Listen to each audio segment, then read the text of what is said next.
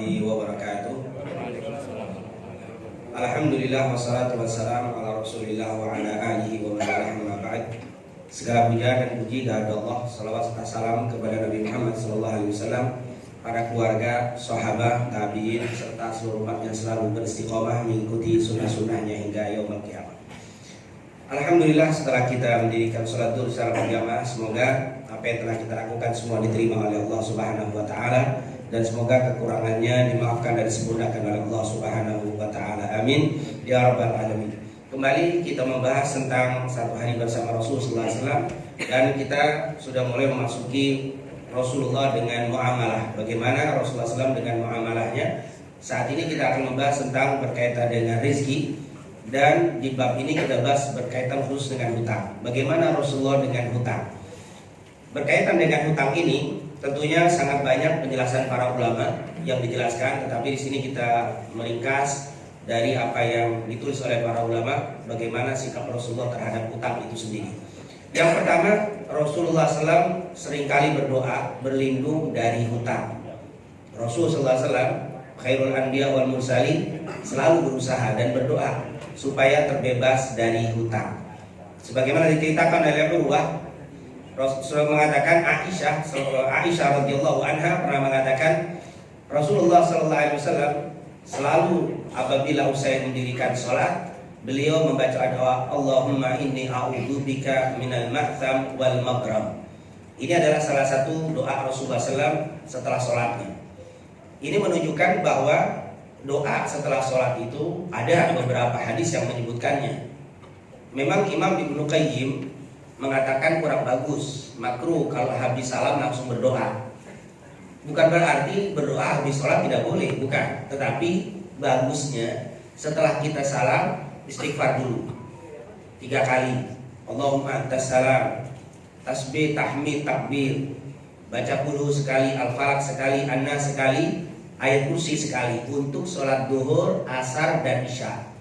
Kalau untuk sholat maghrib biasanya Nabi setelah salam istighfar 3 kali, kemudian membaca la ilaha illallah wahdahu la syarika lahu lahul mulku wa lahul hamdu wa huwa ala kulli syai'in qadir 10 kali. Dalam riwayat ditambahin Allahumma ajirni minan nar 7 kali. Kemudian baru baca Allahumma antas salam, lalu baca tasbih, tahmid, takbir 33. Kemudian membaca qul 3 kali, al-falaq 3 kali, an-nas 3 kali, ayat kursi sekali. Itu rutin yang standar zikir dari Rasulullah SAW. Jadi setelah salam jangan doa, zikir dulu seperti itu. Setelah itu silakan untuk berdoa. Yang kata para ulama tidak bagus setelah salam atau setelah sholat berdoa, maksudnya itu. Tapi kalau kita setelah selesai zikir semua terus kita mau berdoa, banyak riwayatnya.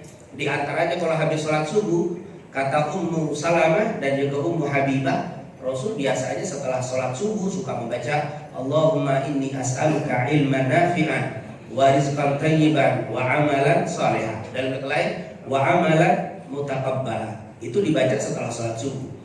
Juga doa ini juga doa setelah sholat. Ada juga doa yang dibaca di dalam sholat sebelum salam. Allahumma inni a'udzubika minal ajzi wal kasali wal bukhli wa min ardhil umri wa min fitnatil mahya wal mamat wa min fitnatil masih dajjal. Itu lebih banyak dibaca sebelum salam. Jadi ternyata doa itu ada yang dibaca sebelum salam, ada yang setelah salam. Tapi setelah salamnya setelah zikir, bukan setelah salam langsung baca doa. Jadi alhamdulillah ini merupakan penjelasan dari para ulama. Tapi saya pernah dengar ada yang mengatakan doa setelah salam tidak ada dalilnya. Maksudnya setelah salam langsung doa, tidak ada. Zikir dulu. Tapi kalau ada yang setelah salam doa, dosa apa tidak? Tidaklah, kata-kata dosa berat. Jangankan habis salam berdoa, habis salam buka HP aja nggak dosa. Tapi tentunya tidak bagus. Masa habis salam langsung buka HP?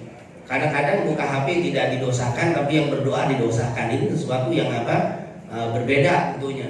Atau habis salam langsung salaman, ya tidak dosa. Tapi yang afdolnya jangan, zikir dulu baru urutannya itu. Tapi kalau kadang-kadang ada saudara kita setelah salam langsung tangannya menjulurkan ke kita, bagaimana sikapnya? Salaman saja. Nanti setelah sholat boleh dikasih tahu, Pak, bagusnya habis salam jangan salaman dulu, zikir dulu. Tapi kalau dia salaman terus kita tolak begitu, sudah ketemu mukanya sudah nggak senyum lagi. Urusannya jadi ribut, putus silaturahim gara-gara apa? Gara bab sederhana ini. Biarkan saja kita terima. Setelah itu duduk ketemu Pak Kumar. Tadi salaman bagus, tapi sayang yang bagusnya jangan langsung salaman. Kita apa? Dikir dulu. Apalagi saya lagi tasbih begini, bapak salaman bingung, saya putus apa? Nggak salaman, nggak enak. Salaman ini masih tasbih belum beres. Nah, tapi setelahnya, karena tidak pernah Nabi itu menegur orang saat melakukan kesalahan. Setelah selesai kesalahan baru ditegur sama Nabi. Itulah hebatnya Rasul. Pernah kita dengar Rasul sedang duduk dengan para sahabat, tiba-tiba ada orang Badui datang masuk ke masjid, dia kencing. Sahabat waktu itu menegur, biarkan, tunggu dia selesai, biarkan itu. Karena saat orang melakukan kesalahan ditegur, bukan menerima, tapi yang adalah emosi. Dia tidak terima, gengsi, karena saat itu sedang salah. Tapi kalau sudah selesai, duduk dengan tenang, beritahukan. Rasulullah cari riwayat orang lagi salah langsung ditegur sama Nabi, tidak, ditunggu dulu sama Nabi. Selesai. Atau orang lagi emosi, Rasulullah nggak tegur, biarkan dulu. Setelah selesai emosinya reda, baru dikasih tahu sama Nabi Muhammad SAW. Itulah dakwah Nabi Muhammad. Oleh karena itu, orang yang habis ditegur sama Nabi, dia bilang apa? Tidak ada orang yang lebih dicintai oleh Rasul lebih saya. Padahal habis ditegur, tapi mengaku paling dicintai. Kenapa? Karena begitulah cara negornya Nabi Muhammad. Tapi kalau saya ditegur sama Ustadz sinis banget sama saya terus yang ditegur. Kenapa? Karena mungkin kondisi waktu negornya kurang apa? Kurang pas. Ternyata subhanallah, maaf, minta sesuatu saja lihat kondisi, apalagi negor, kata para ulama. Aisyah kalau mau minta doa sama Nabi bilang, lamma ra'aitu tiban nafsi min Rasulillah. Ketika saya lihat Nabi Muhammad sedang enak, sedang senang, sedang santai, aku berkata kepada Rasul, ya Rasulullah, ud'ullah li, ya Rasul tolong doain saya. Dia dulu kondisinya lagi apa? Minta sesuatu, melihat kondisi. Negor apalagi, kondisinya perlu dilihat. Itulah Nabi Muhammad. Jadi kalau habis salam, bagusnya pikir, istighfar, terus selesai itu silahkan setelah itu. Nah ini, lihat di dalam hadis ini. Aisyah mengatakan Rasul selalu berdoa setelah sholatnya. Ada kalimat ba'da sholat. Ini menunjukkan ada, tapi bukan habis sholat tapi habis sholat dikir dulu baru berdoa. Allahumma inni a'udzubika minal ma'tham wal maghrib. Ya Allah, inni a'udzubika, aku berlindung kepadamu minal ma'tham, dari perbuatan-perbuatan dosa, wal maghrib, dan banyaknya hutang. Rasulullah SAW berdoa berlindung supaya tidak kena hutang. Jadi hutang itu bukan dilarang dalam Islam. Nabi tidak pernah melarang hutang. Tapi Rasulullah paling gak suka kalau hutang dijadiin hobi. Hobinya hutang, dikit-dikit hutang, dikit-dikit hutang. Terus Rasulullah gak suka. Sampai-sampai Nabi berdoa, ya Allah, jangan sampai aku terlilit al-maghrib, yaitu lilitan hutang. Al-maghrib adalah perbuatan dosa. Di dalam riwayat yang lain, Aisyah mengatakan, lalu ada yang bertanya kepada Rasulullah SAW, ma aktsar ma tasta'idu ya Rasulullah minal maghrib. Sahabat Nabi selalu doanya habis sholat itu, habis sholat itu. Akhirnya sahabat bilang, ma aktsar, alangkah banyaknya, ma tasta'idu, yaitu engkau berlindung ya Rasulullah minal maghrib, dari utang. Kenapa ya Rasulullah, engkau terlalu apa? Seringkali saya dengar doamu itu selalu berlindung dari apa? Dari hutang. Kenapa ya Rasul? Rasulullah menjawab, innar rajula idza gharib, sesungguhnya orang itu kalau sudah terlilit hutang, haddatsa fakadzab, kalau dia berbicara banyak bohongnya. Wa wa'ad, kalau dia berjanji, fa akhlaf, banyak apa? Ingkarnya. Kalau orang sudah terlalu terlilit hutang, biasanya ngomongnya banyak bohongnya. Kalau berjanji banyak ingkarnya. Pak, bagaimana udah terlilit hutang? Janji ada aja halangannya. Uyang lah, nyasar lah, padahal emang gak mau ketemu. Banyak kelilit utang sama orang itu. Kalau sudah didatangi, hilang aja melulu orang itu. Kenapa sudah terlilit utang? Itu kata Rasul, orang kalau sudah terlilit utang, bicaranya banyak bohong. Bicara banyak bohong. Kenapa antum janji bayar hutang sedang ada aja lah yang muter-muter, bohong pun dia akan lakukan demi untuk apa? Menjaga dia bisa nggak bayar hutang. Subhanallah. Kata Rasulullah SAW, kenapa aku banyak berlindung kepada Allah dari hutang ini? Karena hutang menyebabkan orang banyak berdusta, dan hutang banyak orang tidak menepati janji. Subhanallah, kalau Nabi saja berlindung dari hutang, maka kita lebih layak. Ini salah satu doa yang sangat luar biasa. Semoga Allah SWT memberikan istiqomah baca doa ini. Allahumma inni a'udzubika minal ma'tham wal maghrib. Kalau kita amalkan ini, insya Allah ketika kita punya hutang, Allah berikan rezeki kepada kita dan Allah berikan kemudahan untuk membayarnya. Ini merupakan doa Rasulullah SAW berkaitan dengan hutang. Bahkan apa sih keistimewaan orang yang terbebas dari hutang? Kenapa kita mesti berdoa seperti tadi? Allahumma inni a'udzubika minal ma'tham wal maghrib. Karena kita takut omongan kita nanti banyak dustanya, karena kita takut kalau berjanji banyak tidak ditepati.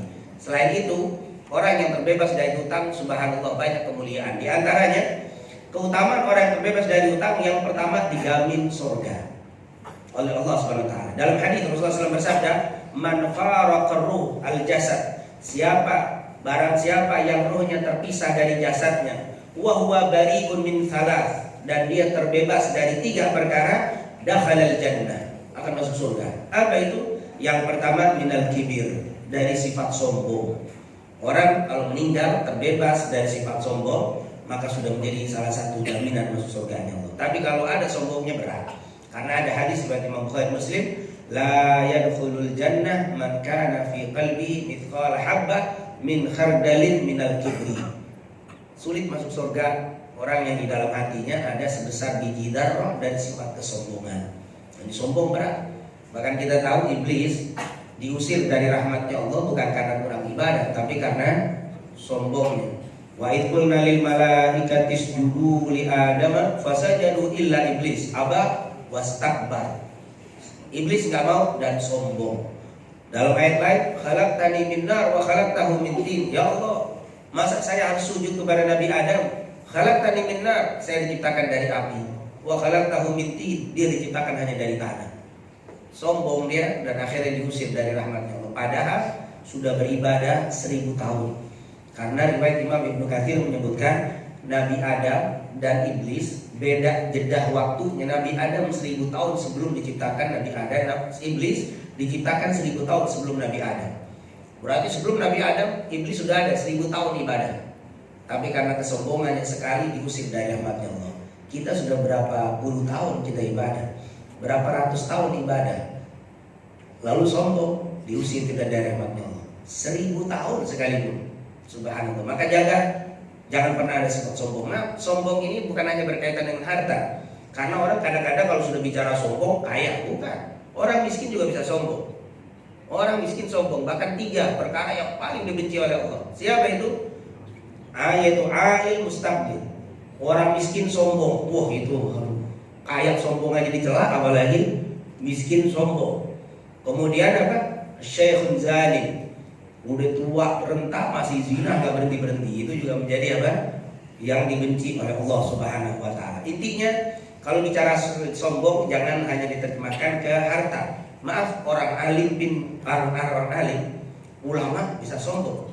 Ketika ada seorang ulama merendahkan orang-orang lain, ustaz-ustaz lain, kiai lain, ulama lain, dianggap rendah karena merasa dia paling alim, hati-hati. Sulit itu masuk surga walaupun dia alim. Jangan dikira iblis itu bodoh, iblis itu alim. Iblis tahu ini sholat orang nih, ini rukunnya nggak dikerjakan. Dia tahu rukun sholat 14-15 rukun sholat, apal tuh iblis. Rukunnya nggak dikerjain, nggak usah digoda sama iblis. Wudunya nggak benar, ditinggalin. Nggak perlu capek-capek saya goda. Wudunya nggak benar, sholatnya nggak usah digoda, nggak ada pahalanya. Wah, ini wudunya betul nih. Wah, sholatnya rapi, iblis masuk. Jadi dia tahu tuh mana yang membatalkan sholat, yang membatalkan wudu, rukun sholat, rukun wudu, dia paham. Alim iblis itu, jangan dibilang bodoh.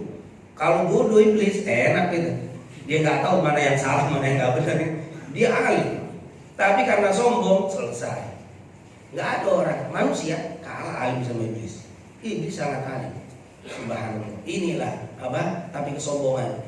Jangan merasa sombong itu hanya di harta atau di ilmu. Jadi ibadah, merasa banyak ibadah, sholat nggak pernah tertinggal berjamaah. Terus hati-hati keluar melihat saudara kita yang sholatnya ketinggalan dulu, lewat dulu sholatnya. Hati-hati tuh.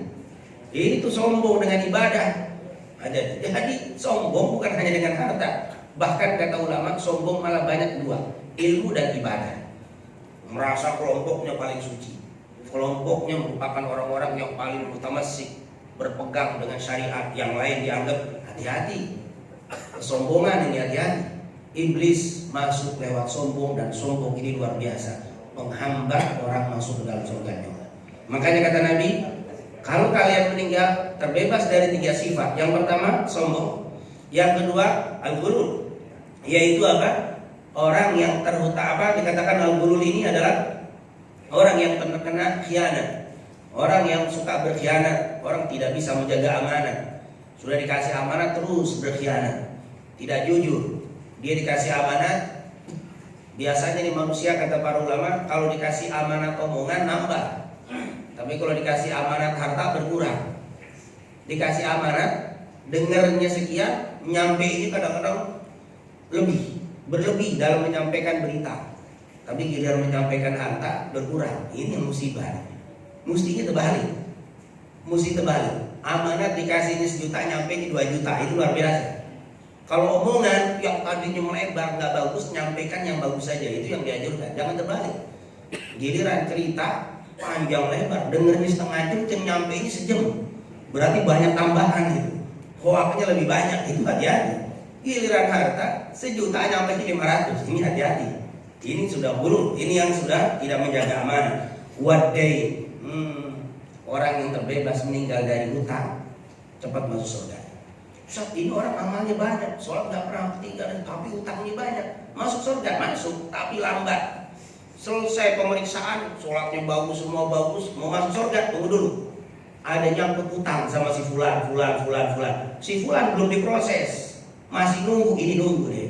Nunggu pintu Ka'bah, pintu surga udah terbuka, nggak bisa masuk, nungguin sana. Tunggu dulu, masih itu. Yang urusan sama kamu belum beres, prosesnya. Allah, makanya jangan kadang-kadang orang Islam ini, fulan punya utang sama saya, terus saya nggak bisa. Kenapa? Biar ntar di akhirat aja. Dia biar enak lagi di akhirat. Urusannya ribet, apalagi ini orang sholatnya jarang, belakangan pemeriksaannya. Ngutang dulu nggak bayar-bayar, ini orang ruwet nih.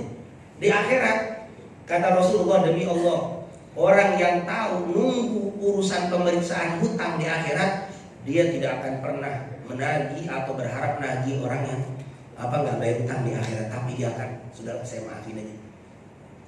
Orang itu meninggal banyak hutang, saya maafin, saya nggak mau berharap dengan dia nanti dia meninggal. Waktu dimaafin dihitung sedekah untuk kita. Jadi kalau ada orang hutang sama kita, dia nggak bisa bayar atau sulit bayar, sudah kita tagih, terus nggak perlu dapat juga, sudahlah saya sedekah, saya ikhlaskan, maka menjadi sedekah untuk kita, dan di akhirat nggak menghalangi kita untuk masuk surga. Tapi kalau kita bilang enggak, saya tagih, nggak ada urusan, pegel saya sama dia, bukan di akhirat lumayan nih nambahin amal. Iya betul, nambahin amal, tapi prosesnya jadi apa? Jadi lama kita masuk surga. Mau masuk surga udah beres, pintu surga udah terbuka, siap masuk, tunggu dulu, ini belum. Datang, diperiksa orang ini. Setelah diperiksa selesai, baru berhadapan. Fulan, belum kau berhutang dengan fulan. Iya. Di akhirat, la dinar wala dirham, kata Rasul, nggak ada hutang, dibayar dengan uang. Engkau hutang sekian, nggak bisa dibayar dengan uang karena tidak berlaku lagi itu.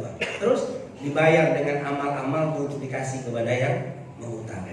Jadi yang punya hutang ini diambil amal solehnya dikasih.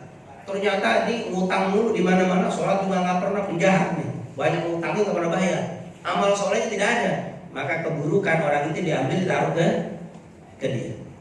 Tapi ini proses lama. Kalau satu hari akhirat 1000 tahun. Kalau nunggu setengah hari prosesnya dia 500 tahun. Akhirnya saat itu akan berteriak, ya Allah saya maafin ya hutangnya, biarin ya, daripada nunggu dia saya maafin.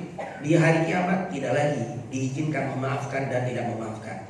Memaafkan itu sebelum kita meninggal dunia, karena sekarang sudah di persidangan. Kalau sudah di persidangan tidak ada kata-kata maaf sebelum masuk persidangan. Tapi kalau sudah masuk persidangan, Allah tidak menerima maaf dan tidak maaf.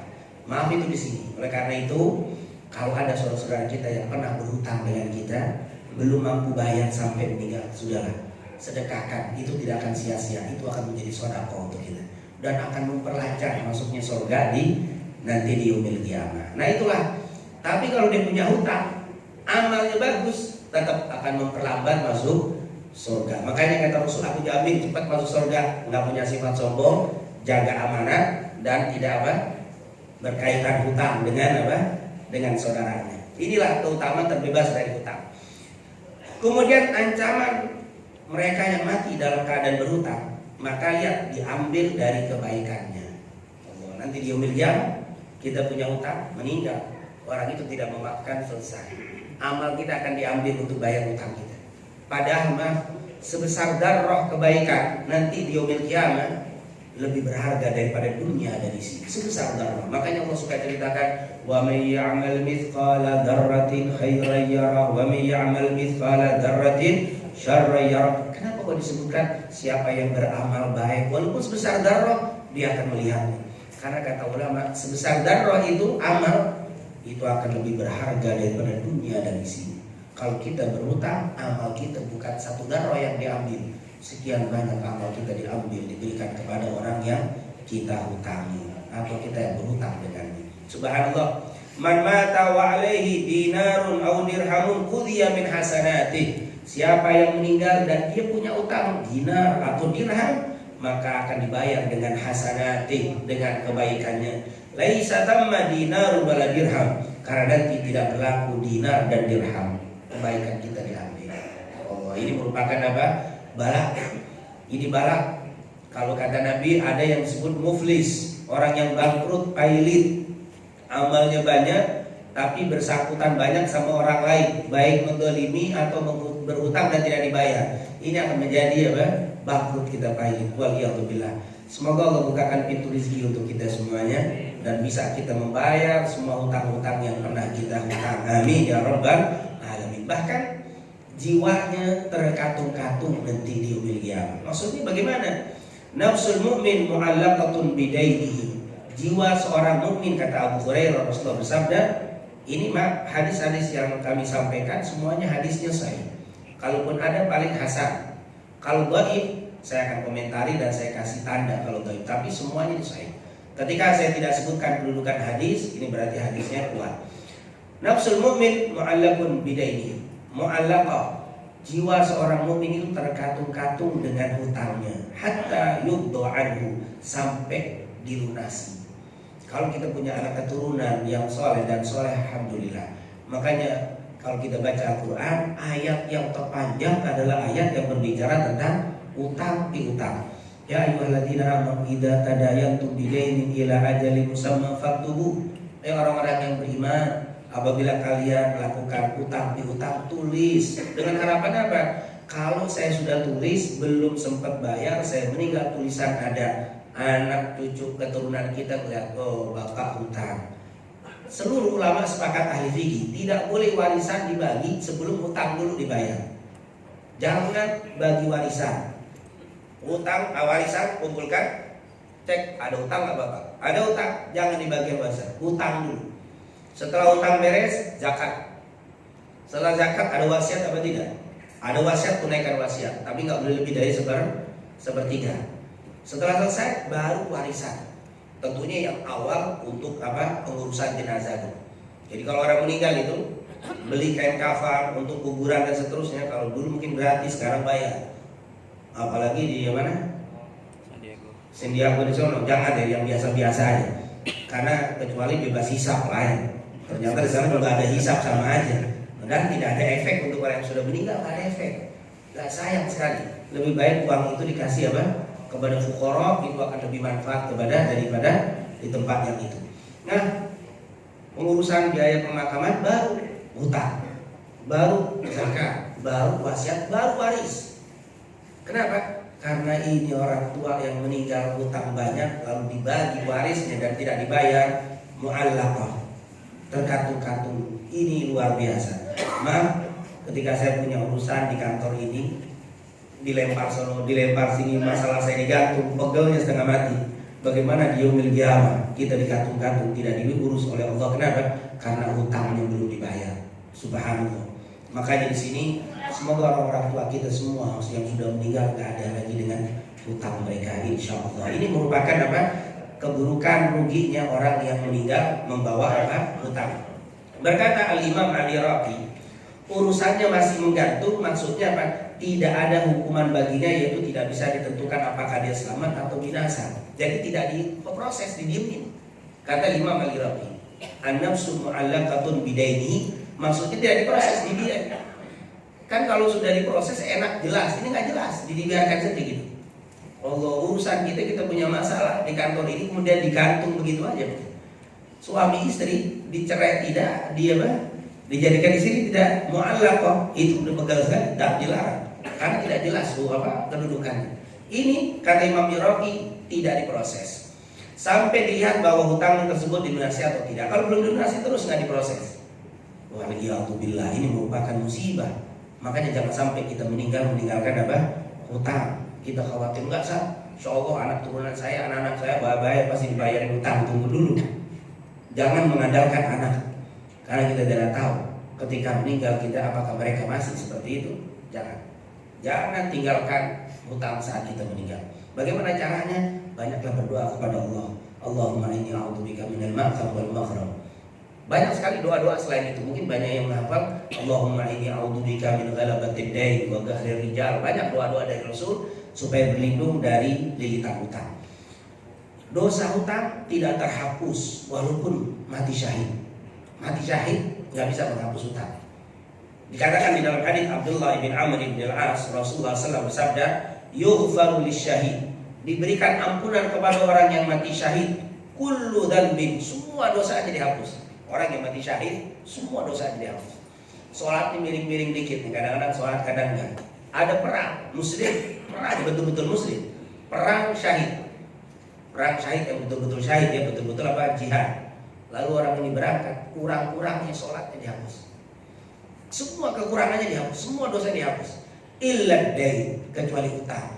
Utang harus dihapus sama syahid. Utang selesai. Makanya kalau diiming-iming syahid, pemuda demen tuh.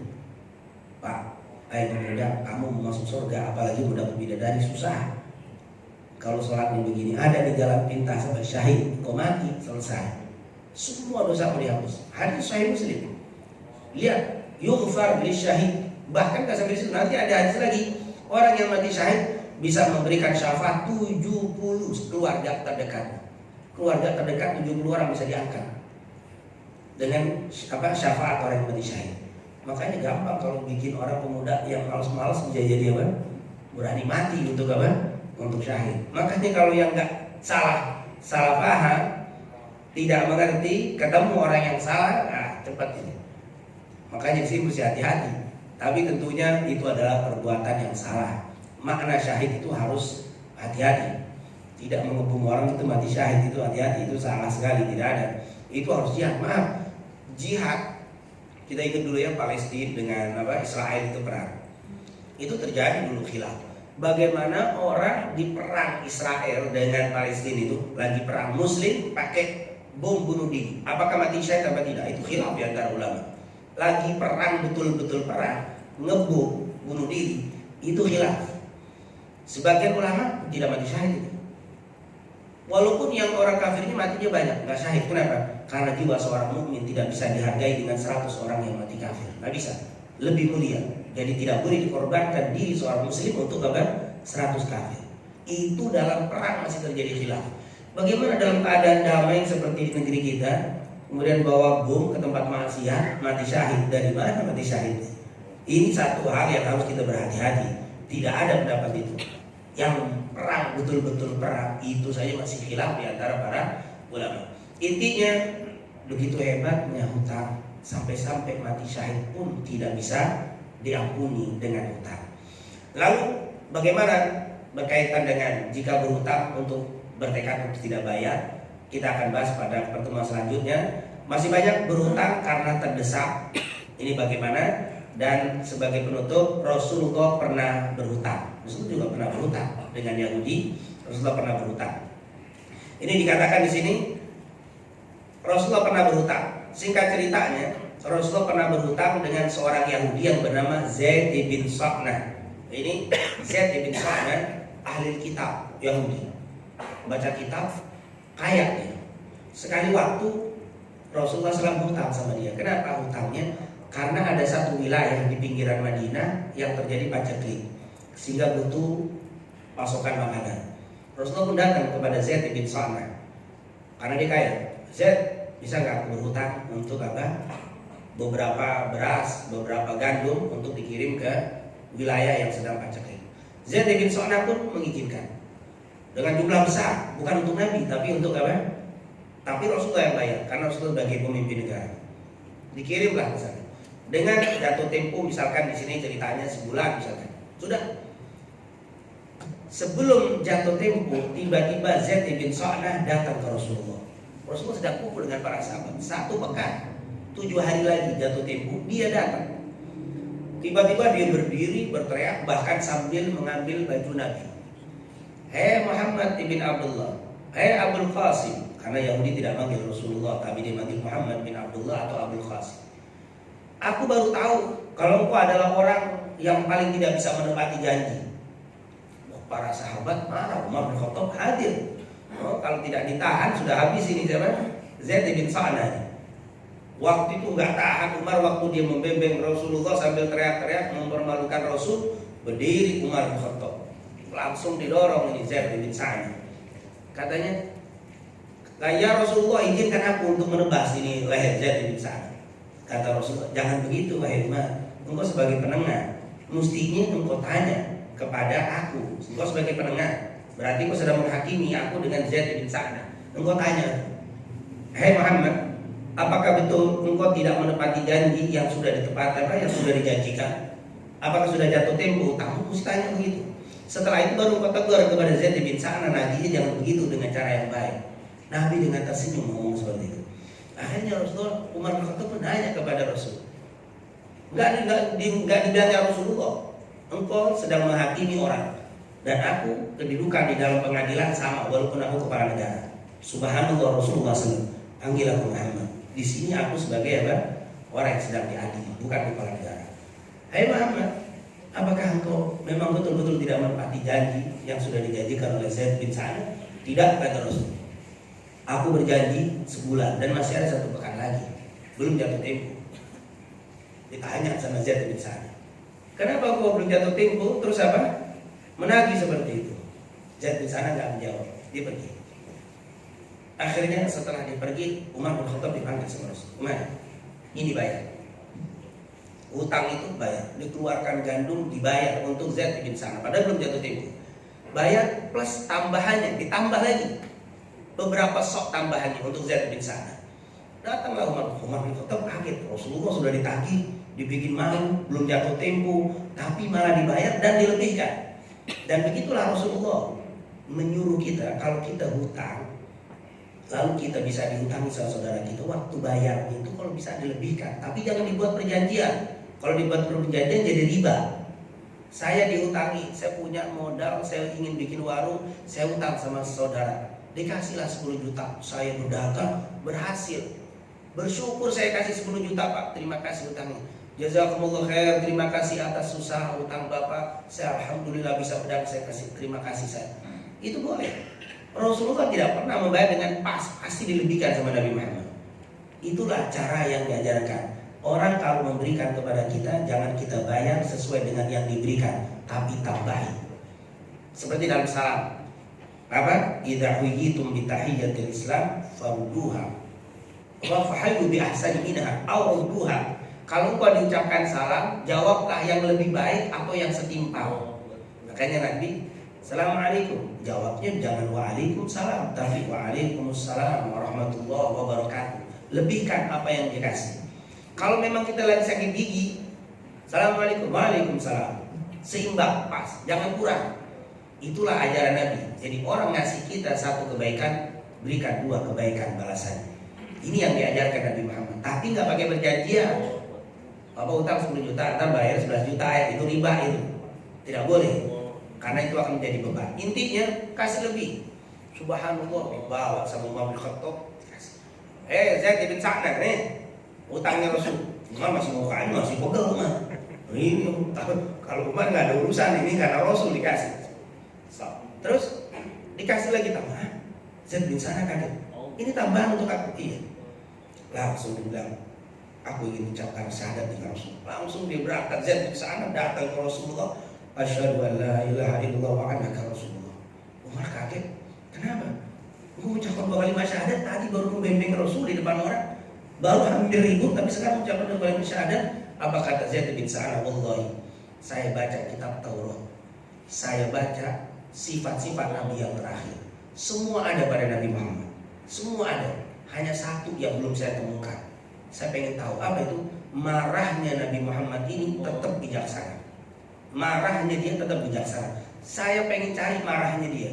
Kebetulan dia hutang sama saya. Ini jatuh temponya belum, saya tahu belum jatuh tempo. Saya datangi dia, saya ingin dia buat marah. Ternyata kemarahan dia tetap tidak menghilangkan kebijaksanaan dia.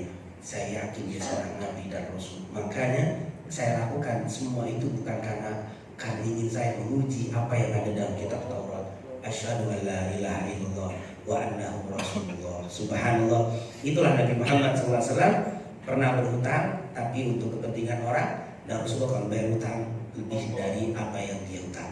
Semoga pembahasan singkat ini, pertemuan pertama tentang Rasul dengan hutang, memberikan keberkahan di dalam kehidupan kita, dan kita mohon semoga Allah berikan rezeki kepada kita, rezeki yang halal dan thayyibah, dan kita tidak meninggal dunia kecuali semua hutang kita sudah dilunaskan oleh Allah Subhanahu wa taala. Amin ya rabbal alamin. Subhanakallahumma wa bihamdika asyhadu an la ilaha illa anta astaghfiruka wa atubu ilaik. Lebih kurangnya wassalamualaikum warahmatullahi wabarakatuh.